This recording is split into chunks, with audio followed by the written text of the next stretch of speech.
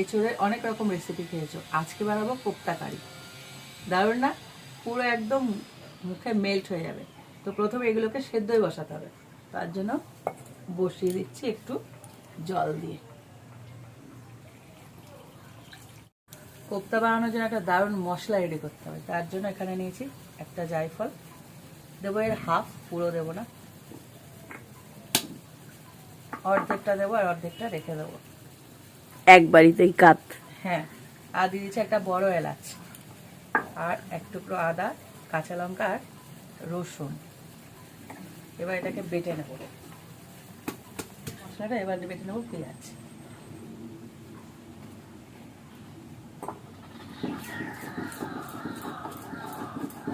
এঁচড়গুলো সেদ্ধ করে পুরো জলটা ঝরিয়ে ঠান্ডা করে নিয়েছি দেখো। আর এঁচড়গুলো না এরকম একটা পাত্র নিয়েছি, যেটা কোপ্তা বানানোর জন্য রেডি করব। একদম এরকম গলে যেতে হবে, মানে একটু শক্ত থাকলে হবে না। এঁচড়গুলোকে আমি হাত দিয়ে একদম ম্যাশ করে নিয়েছি। এবার দিয়ে দিচ্ছি সেদ্ধ করা আলু, তবে আলুটাকে একদম ঠান্ডা করে নিতে হবে, তোমরা গ্রেটারে গ্রেট করেও দিতে পারো। এরপর বাকি উপকরণগুলো দিয়ে দেবো। দিয়ে দিচ্ছি বেসন, বাইন্ডিংসে কাজ করবে এটা। স্বাদ অনুযায়ী লবণ, সামান্য হলুদ গুঁড়ো, লঙ্কার গুঁড়ো, ভাজা জিরের গুঁড়ো, এটা একটু বেশি যাবে টেস্টের জন্য। একদম শেষে দেবো জায়ফল, এভাবে গুঁড়ো করে করে, খুব সুন্দর একটা ফ্লেভার আসবে। এটাকে ভালো করে হাত দিয়ে চটকে নিতে হবে। হাতের মধ্যে একটু এরকম তেল লাগিয়ে নেবে, আর এরকম কোপ্তাগুলোকে গোল গোল করে মিডিয়াম সাইজের গড়ে নেবে, একদম বলের মতো, নাড়ুর মতো। একদম। তেলটা পুরোপুরি গরম হয়ে গেছে, এই গোল্লাগুলোকে একটা একটা করে এবার ছেড়ে দেবো। পুরো একদম লাল করে ভেজে তুলতে হবে কোপ্তাগুলো, এরকম লাল করে ভেজে নিতে হয়। কি সুন্দর মনে গোলাপ জামুন। এবার এগুলোকে তুলে নেব। সমস্ত কোপ্তাগুলো দেখো ভাজা হয়ে গেছে। এবার এই তেলের মধ্যেই দিয়ে দিচ্ছি ছোট এলাচ আর দারচিনি, আর এক টুকরো জায়ফল। একটু ভেজে নিয়ে দিয়ে দিচ্ছি পেঁয়াজ বাটা,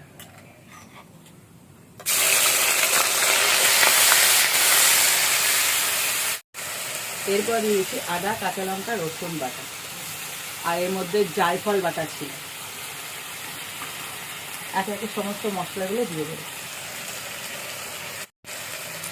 এবার এটাকে একটু কষিয়ে নেব।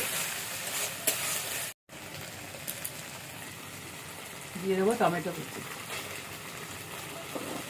টমেটো দেওয়ার সাথে সাথে লবণটা দিয়ে দেবো, তাতে টমেটোটা একদম নরম হয়ে যাবে।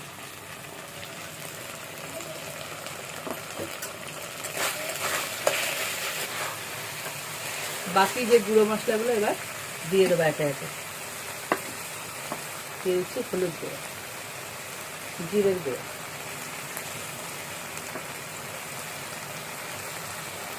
ঝাল লঙ্কার গুঁড়ো,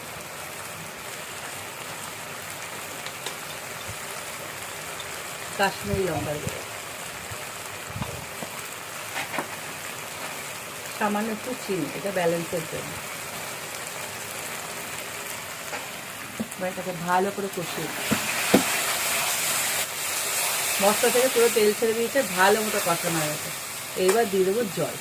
এবার জলটা এমনভাবে দিতে হবে যেন ওই কোপ্তাগুলো পুরো ঝোল খেয়ে টুকু হয়, কিন্তু বেশি ঝোল না হয়, সেই আন্দাজে জলটা দিতে হবে। দিয়ে দিচ্ছি গরম মশলা, দারুণ কালার ছেড়েছে। আহা, আর গন্ধটা হ্যাঁ পুরো শাহী। একটু নেড়েছে, এর মধ্যে এবার কোপ্তাগুলো ছেড়ে দেবো।